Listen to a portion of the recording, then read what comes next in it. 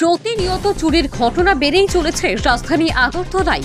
কখনো রাতের আধারে সর্বস্ব লুট করে নিয়ে যাচ্ছে নিশি কুটুম্বের দল, আবার কখনো দিন দুপুরেই হাত সাফাই করে নিচ্ছে চোরের দল।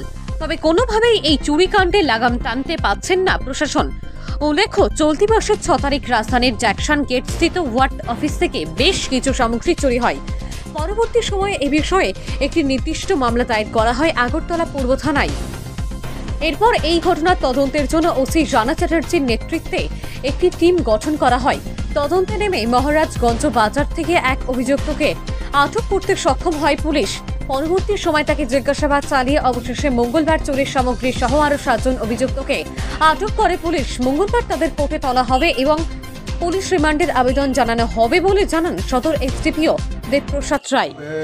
চুরির ঘটনা গত 6 তারিখে জ্যাকসন গেটের যে ওয়ার্ড অফিস আছে, ওয়ার্ড অফিস থেকে চুরি হয়। সেখান থেকে মোটর থেকে শুরু করে সব কিছুই চোররা, আপনারা যেগুলি দেখলেন, চুরেরা নিয়ে চলে আসে। পরবর্তী সময় একটা স্পেসিফিক অভিযোগের মূলে আমরা একটা কেস নেওয়ার পর একটা টিম তৈরি করে দেওয়া হয় under the leadership of OC east Rana Chatterjee. তো এতে আমরা কি করি, আগের চুরির যে ঘটনাগুলি ঘটেছে ওখান থেকে আমরা মানে ইন্টারোগেশনে অনেকগুলি নাম আমাদের কাছে থাকে, সেগুলির মানে আমরা অ্যানালাইসিস করে আমরা একজনকে টার্গেট করি। তার নাম হচ্ছে সুনীল দেববর্মা। ওকে আমরা এমজি বাজার থেকে অ্যারেস্ট করতে পারি।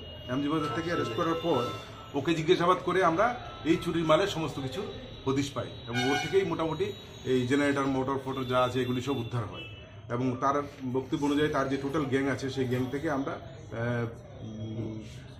টোটাল 6 জন অ্যারেস্ট হয় এই চুরির ঘটনা।